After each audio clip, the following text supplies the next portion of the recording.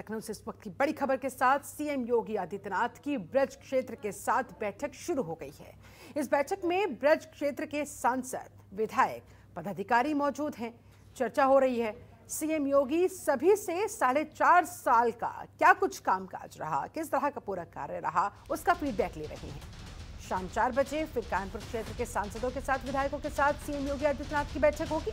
ये बैठक बीजेपी प्रदेश अध्यक्ष स्वतंत्र देव सिंह वो भी मौजूद है बैठक में। इस बैठक में चर्चा फोकस इसी बात पर कि पिछले 4.5 साल के दौरान किस तरह का कामकाज रहा है। रिपोर्ट कार्ड के साथ पेश होना होगा तमाम पदाधिकारियों को। इसके अलावा सारे विधायक, उनसे भी पूछताछ की जाएगी, सवाल जवाब किए जाएंगे। उन्होंने अपने अपने क्षेत्र में किस तरह का कामकाज किया है और वो कामकाज जनता के बीच कैसे पहुंचाया जाएगा, आगे की क्या कुछ रणनीति होगी, क्या कुछ तैयारी होगी। इस बैठक के जरिए ये बातचीत करने की कोशिश, पूरी रणनीति बनाने की कोशिश। सीएम योगी आदित्यनाथ सभी से पिछले 4.5 साल के कार्यों का फीडबैक ले रहे हैं। तो फिलहाल अभी ब्रज क्षेत्र के सांसदों, विधायकों के साथ सीएम योगी आदित्यनाथ की बैठक जो शुरू हो चुकी है और फिर 4 बजे का समय रखा गया है कानपुर के लिए। कानपुर के सांसद, कानपुर के विधायक बैठेंगे, मुलाकात करेंगे, मीटिंग में अपनी बात रखेंगे। क्या कुछ 4.5 साल के दौरान कानपुर क्षेत्र में कामकाज हुआ, विकास का कितना परचम लहराया गया, कौन कौन से मुख्य एजेंडे रहे कामकाज के जिन पर तेजी के साथ काम हुआ और किस तरह की स्थिति इन 4.5 सालों के दौरान वहां विकास कार्यों की रही, इस पर लगातार फीडबैक लेते हुए मुख्यमंत्री योगी आदित्यनाथ 2022 विधानसभा चुनाव से पहले सीएम ये फीडबैक ले रहे हैं ताकि आगे की रणनीति उसी के मुताबिक तैयार की जा सके। इस समय सीएम योगी की ब्रज क्षेत्र के साथ बैठक शुरू हो गई है। मुख्यमंत्री योगी आदित्यनाथ 2022 के विधानसभा चुनाव में कील काटा दुरुस्त करने के लिए लगातार बैठक कर रहे हैं और आज ब्रज क्षेत्र और पश्चिम क्षेत्र की बैठक है। ब्रज क्षेत्र की बैठक फिलहाल शुरू हो चुकी है और ब्रज क्षेत्र के सभी सांसद, विधायक और पदाधिकारी मुख्यमंत्री आवास पे हैं, जहां पे मुख्यमंत्री योगी आदित्यनाथ आने वाले विधानसभा चुनाव को लेकर जो सियासी समीकरण बनाए गए हैं उसके बारे में बताएंगे और सभी विधायकों से सुझाव भी लेंगे, सांसदों से सुझाव लेंगे कि आखिर किस तरीके से जनता के बीच 2022 के विधानसभा चुनाव में जाना है और जो समस्याएं हैं जनता की वो मुख्यमंत्री जानेंगे, उसको दूर करने का काम करेंगे। इसी तरीके से लगातार भारतीय जनता पार्टी के जितने भी क्षेत्र हैं, एक एक क्षेत्र की एक एक बार में बैठक होनी है और इस बैठक में तय किया जाएगा कि 2022 के विधानसभा चुनाव में जनता के बीच किस तरीके से अपनी भूमिका निभानी है और विधायकों की और सांसदों की और पदाधिकारियों की क्या मुख्य भूमिका होगी। कैमरामैन मिथिलेश के साथ अवनीश कुमार, जनतंत्र टीवी, लखनऊ। अवनीश हमारे साथ, हमारे संवाददाता और ज्यादा जानकारी के साथ लाइव जुड़े हुए हैं, उनका रुख करते हुए। अवनीश, क्या चल रहा है इस बैठक में, कौन कौन से प्रमुख मुद्दे जिन पर होनी है बात, फीडबैक देने की बात तो कही जा रही है। जाहिर तौर पर तमाम सांसदों से, तमाम विधायकों से पूछा जाएगा पिछले 4.5 साल के दौरान क्या क्या किया, किन कामों के दम पर अब आगे जनता के पास जाया जाए, उनसे वोट मांगा जाए।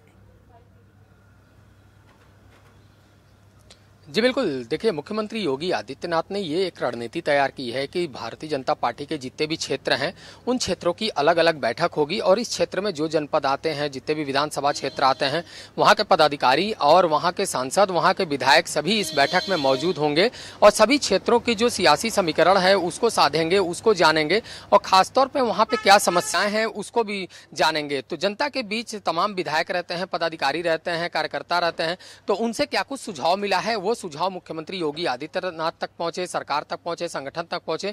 इसी के लिए यह बैठक काफी अहम माना जा रहा है और एक दिन पहले ही अवध क्षेत्र की बैठक हुई थी जिसमें तमाम विधायकों ने अपने क्षेत्र की समस्याओं को रखा। उन समस्याओं को दूर करने का भरोसा भी मुख्यमंत्री योगी आदित्यनाथ की तरफ से दिया गया था।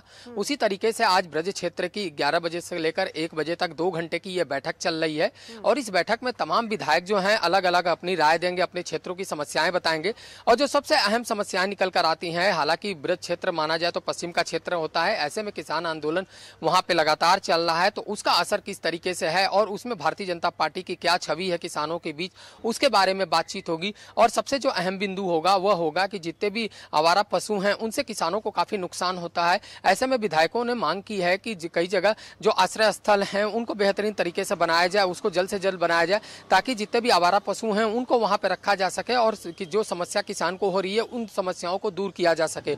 बिजली को लेकर भी बातचीत बातचीत हुई थी तो बिजली की जो निर्बाध आपूर्ति है उसके लिए मुख्यमंत्री योगी आदित्यनाथ ने निर्देश जारी कर दिए हैं। वहीं संगठन की ओर से अगर बात करें तो प्रदेश अध्यक्ष स्वतंत्र देव सिंह खुद नसीहत देते हुए नजर आ रहे हैं कि कोई भी सांसद, कोई भी विधायक अपने जनप्रतिनिधि के रूप में किसी भी परिवार के सदस्य को नहीं रखेगा। इससे जनता के बीच गलत संदेश जाता है और इसका ताजा उदाहरण लखीमपुर खीरी के कांड को देखा जा सकता है। जिस तरीके से केंद्रीय गृह राज्य मंत्री के बेटे आशीष मिश्रा का नाम आता है और उस प्रकरण को लेकर काफी गंभीरता दिखाई दी है।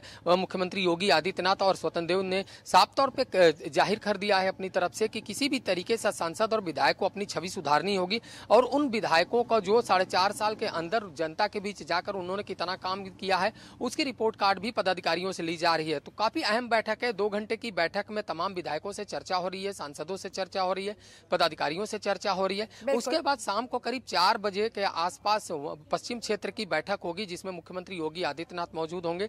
यह भी 2 घंटे की बैठक होगी। इसमें भी सभी क्षेत्र के सांसद, विधायक और पदाधिकारी वहां पे पहुंचेंगे। सवाल जवाब तो होंगे ही, बाकायदा पूछा जाएगा सांसदों से भी, विधायकों से भी कि उन्होंने क्या कुछ किया है। लेकिन धरातल पर असल तस्वीर क्या कहती है ब्रज की, अगर हम खासतौर पर बात करें जिस पर इस समय बैठक शुरू हो चुकी है? जी बिल्कुल, देखिए ब्रिज की अगर बात करें तो साफ तौर पे मथुरा का क्षेत्र आता है। तो मथुरा में जो धार्मिक स्थल है वहाँ पे अभी पिछले दिनों ही मुख्यमंत्री योगी आदित्यनाथ ने बड़ा फैसला लिया था कि वहाँ पे कोई भी शराब और मांस की दुकान नहीं खुलेगी। ऐसे में कई लोगों को समस्याएं भी आई थी। तो वो जो बाजार होता है वो शहर के बाहर दूर किया जा सकता है, जो मानक बनाए हैं उससे दूर किया जा सकता है। इन सब मुद्दों को लेकर और किस तरीके से जो आसपास के इलाके हैं जो ऐतिहासिक धरोहर के रूप में है उनको आगे बढ़ाया जाए, तो उसको किस तरीके से पुनरुद्धार किया जाए उसके बारे में भी बातचीत करेंगे। और जो सबसे अहम होगा वो किसानों को लेकर बातचीत होगी कि किसानों को केंद्र सरकार और राज्य सरकार ने कई योजनाओं से जोड़ा है। ऐसे में तमाम जो योजनाएं हैं उन योजनाओं के तहत किसानों के पास सभी विधायकों और सांसदों और पदाधिकारियों को जाना है और जो भ्रमित कर रहा है विपक्ष उसको लेकर लगातार लोगों को जागरूक करना है और क्या भ्रम है उसको भी बताना है। तो एक बड़ी जिम्मेदारी दी जा रही है और साफ तौर पर जो तीसरी जिम्मेदारी होगी वो होगी कि 13 तारीख से सामाजिक सम्मेलन शुरू होगा और उस सम्मेलन में तमाम जो अलग अलग वर्ग होंगे, जो कार्य पेंडिंग है, जो आपने गिनवाए भी, उन पर भी तेजी के साथ काम करना होगा क्योंकि अब समय बहुत कम बचा हुआ है। जाहिर तौर पर 4.5 साल में क्या किया और अब जो बाकी का बचा हुआ समय है लोगों को कन्विंस करने के लिए बेहद महत्वपूर्ण कि देखिए किस तरह से हमने काम किया और आगे भी करते रहेंगे ताकि वोट मांगे जा सके। इसको लेकर क्या कुछ निर्देश? जी बिल्कुल, देखिए संगठन की जब भी बैठक होती है तब साफ तौर पे ये जाहिर किया जाता है कि जो जो विधायक हैं वो अपने अपने क्षेत्रों की रिपोर्ट देंगे, अपने अपने क्षेत्रों की जो समस्याएं हैं वो शासन को अवगत कराएंगे ताकि उनको दूर किया जा सके।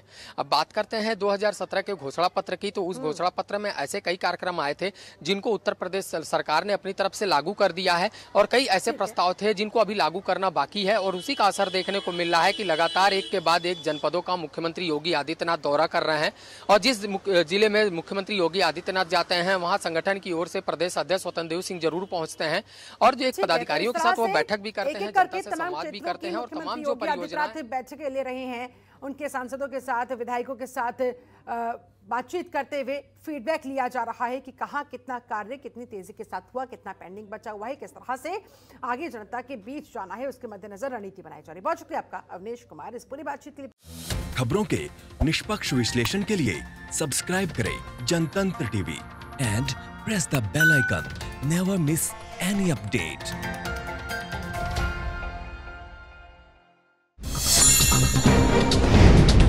डाउनलोड कीजिए जनतंत्र टीवी ऐप को जो कि अवेलेबल है गूगल प्ले और ऐप स्टोर पर। अधिक जानकारी के लिए अभी डाउनलोड करें।